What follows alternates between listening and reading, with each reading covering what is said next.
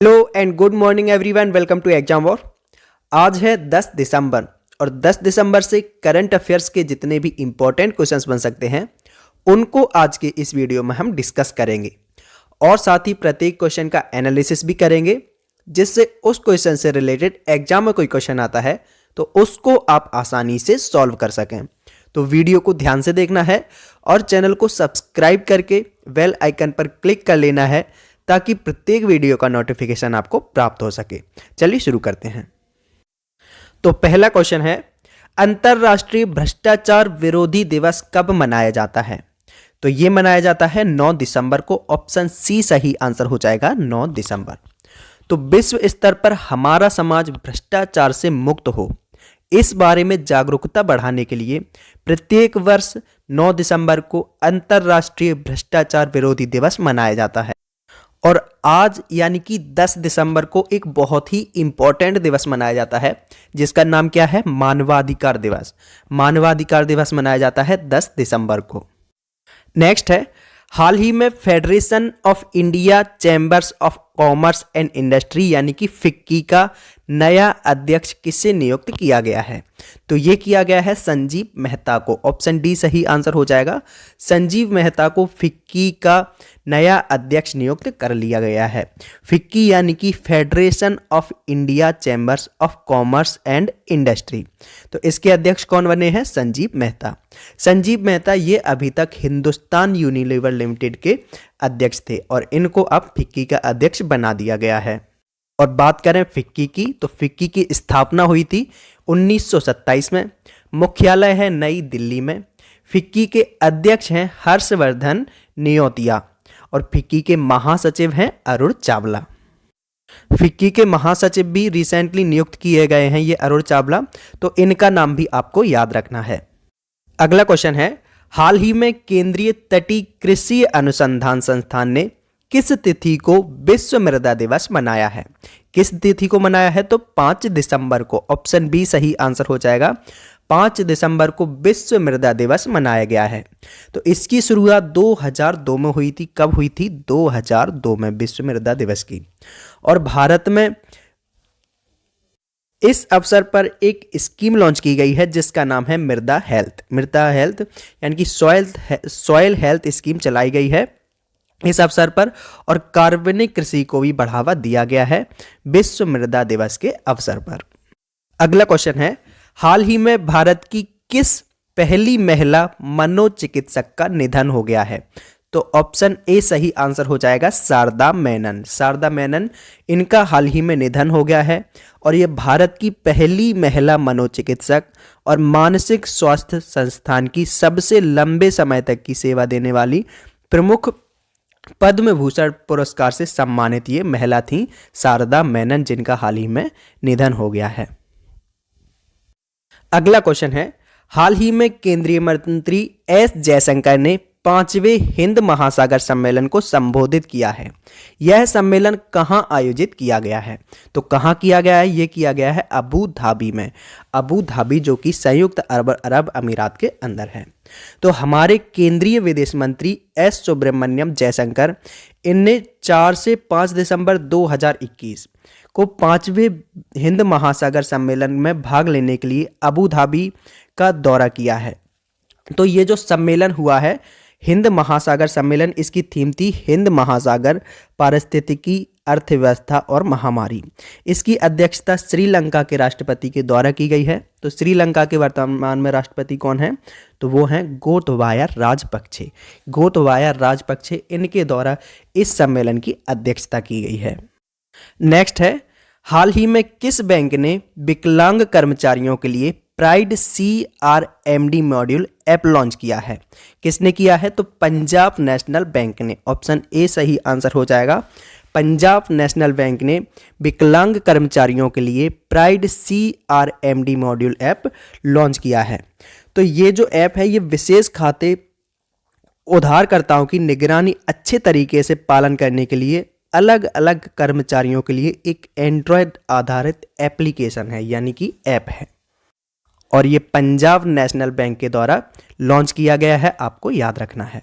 Next है, हाल ही में badminton world federation ने किसे पुरुष प्लेयर ऑफ द ईयर चुना है? तो किसे चुना है? ये चुना गया है विक्टर एक्सेल्सन, यानी कि डी ऑप्शन सही आंसर हो जाएगा, विक्टर एक्सेल्सन। इनको हाल ही में वर्ल्ड फेडरेशन ने men's player of the year चुना है और विक्टर एक्सेल्सन ये डेनमार्क के बैडमिंटन प्लेयर हैं और इनको 2021 का men's player of the year चुना गया है। नेक्स्ट क्वेश्चन है मानवाधिकार दिवस यानी कि ह्यूमन राइट डे, मानवाधिकार दिवस कब मनाया जाता है?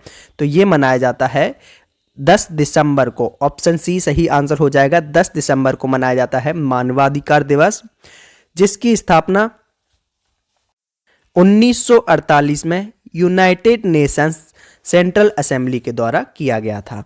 यूनाइटेड नेशन जनरल असेंबली के द्वारा किया गया था और 10 दिसंबर को मनाया जाता है ये मानवाधिकार दिवस। बहुत ही इंपॉर्टेंट है, बहुत ज़्यादा, तो आपको ये याद कर लेना है, 10 दिसंबर को मानवाधिकार दिवस।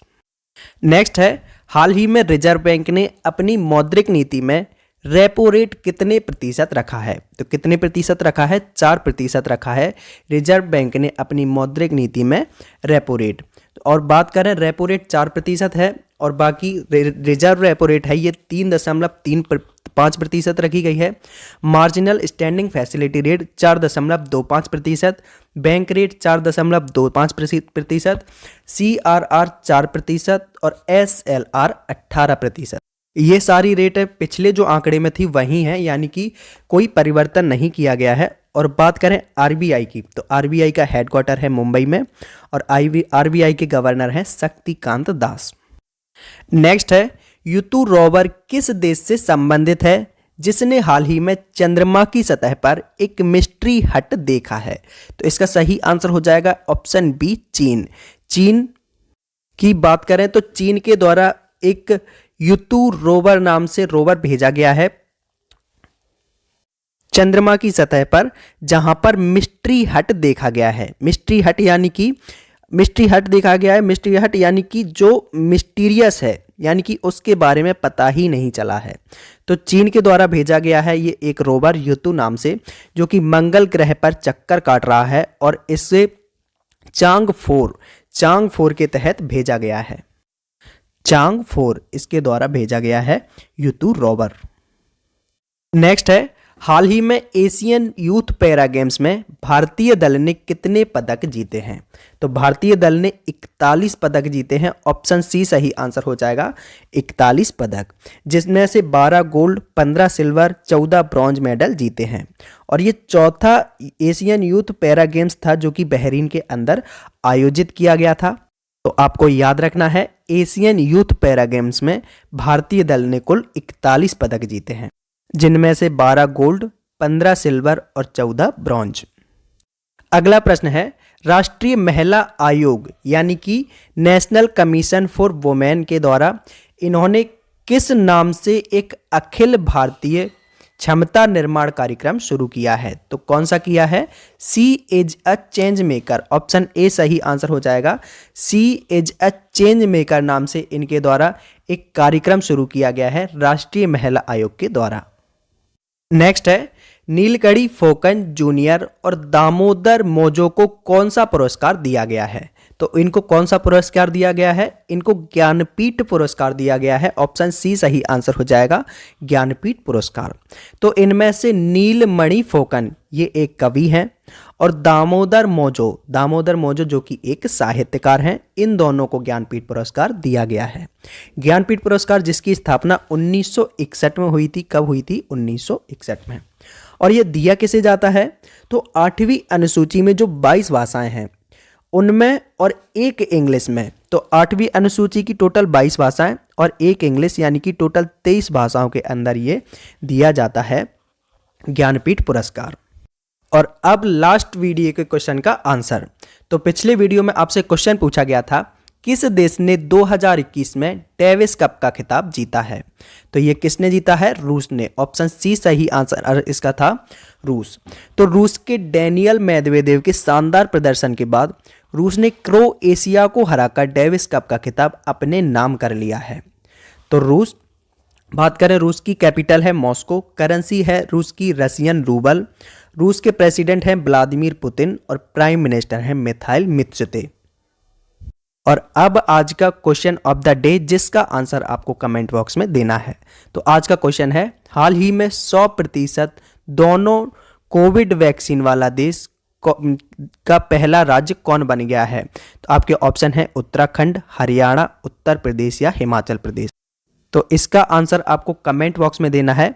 हो सके तो क्वेश्चन के बारे में आपको डिटेल में लिखना है, क्योंकि जिस क्वेश्चन के बारे में आप डिटेल में लिखते हो, उसका एनालिसिस करते हो, वो आपको अच्छे से याद हो जाता है।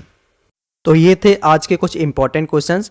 इन क्वेश्चंस की पीडीएफ डाउनलोड करने के लिए डिस्क्रिप्शन बॉक्स में टेलीग्राम चैनल की लिंक दी हुई है, जिस लिंक पर क्लिक करके आप हमारे टेलीग्राम चैनल से जुड़कर वहां से सारे क्वेश्चंस की पीडीएफ को डाउनलोड कर सकते हैं। और इन क्वेश्चन से रिलेटेड या कहीं से भी अगर आपका कोई भी डाउट एंक्वायरी है तो उसको आप हमसे कमेंट बॉक्स के थ्रू पूछ सकते हैं। अगर वीडियो अच्छा लगा है तो वीडियो को लाइक एंड शेयर कीजिए।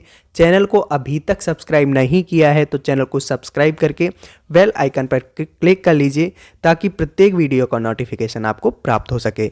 Exam war always with you. Thank you for watching video.